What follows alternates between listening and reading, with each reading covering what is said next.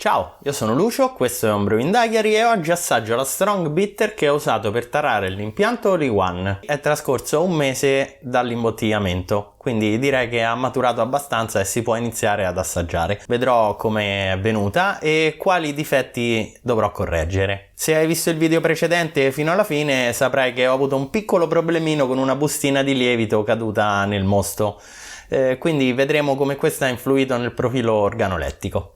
Iniziamo.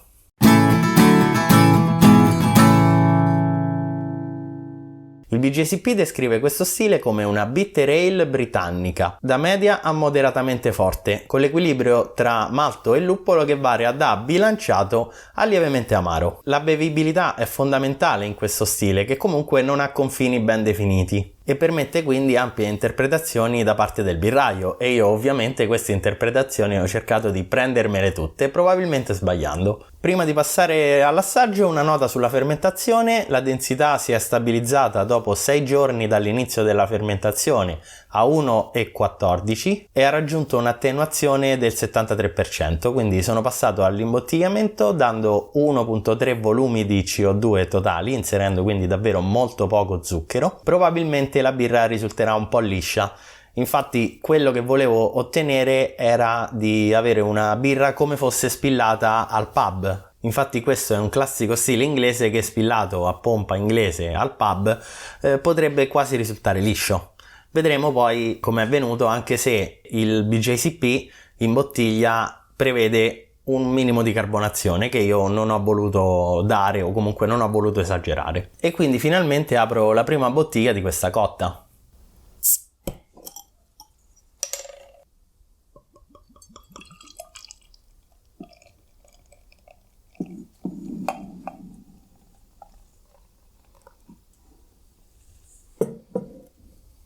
Come colore siamo sul ramato scarico, tende molto all'arancione, devo dire, quindi è un colore che comunque è in stile, su un ambrato. La schiuma è bianca, lievemente avorio, quindi dovrebbe essere in stile, così come il colore e non tanto la torbidità.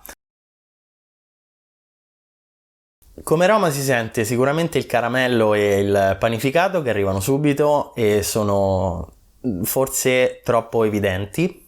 Pensavo ci fosse una nota più floreale e terrosa, che comunque arriva ma molto dopo ed è molto lieve, quindi sicuramente questo caramello dovrò regolarlo meglio nella prossima cotta. So già che dovrò bilanciare meglio il grist e magari togliere proprio il malto caramel. All'assaggio come corpo non è watery, ma si sente, ma non è così invasivo, quindi forse almeno il corpo è corretto. La carbonazione è bassa ma presente, quindi devo dire che pensavo fosse molto più bassa di così, me l'aspettavo più bassa, ma invece almeno quella l'abbiamo azzeccata, quindi il lievito ha rifermentato in modo corretto grazie allo zucchero di priming e ha portato il giusto livello di CO2. Come gusto arriva subito la parte dolce, l'amaro arriva un po' dopo, ma comunque è ben supportato dal dolce, quindi non è un amaro così invasivo e fastidioso. Resta una birra relativamente dolce. Pensavo fosse più dolce, più caramellosa di così, invece tra amaro e dolce diciamo che è bevibile. Comunque resta in stile in questo modo.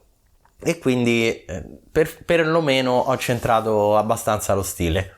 Pareri finali: il malto chocolate, 10 grammi di malto chocolate non ha cambiato il profilo organolettico della birra, sicuramente avrà influito sul colore. C'è un lieve sentore di floreale e di terroso, ma bisogna scavare un attimo nella birra per riuscire a trovarlo. Birra che comunque avrei preferito lievemente più amara probabilmente. Un'altra cosa che probabilmente si sente, che ho notato solo ora, è il diacetile. Sento infatti questo lieve aroma burroso, diciamo, un aroma particolare che è tollerato dallo stile ma in quantità bassissime. Io ora sicuramente non ho le capacità di capire quanto sia un aroma di diacetile in quantità bassissime. Sicuramente non sono esperto come un giudice BJCP, quindi non sono in grado di capire quanto sia basso e quanto no. Facciamo finta che in questa birra sia bassissimo. Cosa correggerò per la prossima cotta di questa birra? Sicuramente il controllo del pH per cercare di mantenere una torbidità minore e sicuramente filtrerò meglio il mosto quando possibile nelle varie fasi del processo. Come suggerito nei commenti del video precedente, nella prossima versione tenterò di cambiare il grist anche per togliere questo aroma di caramello che è troppo invasivo, quindi userò malti crystal invece del malto caramel.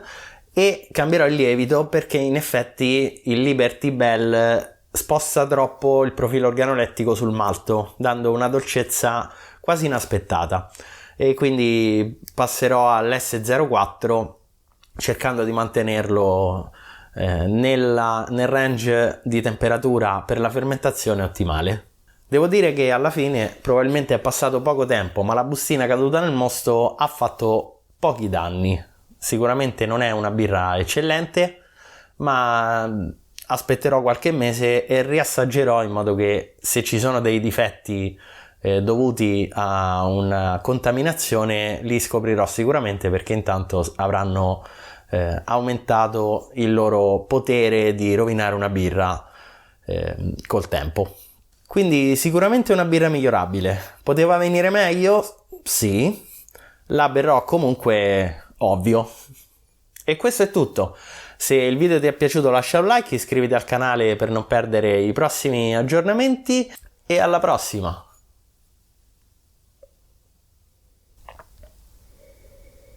No, comunque il floreale in realtà si sente.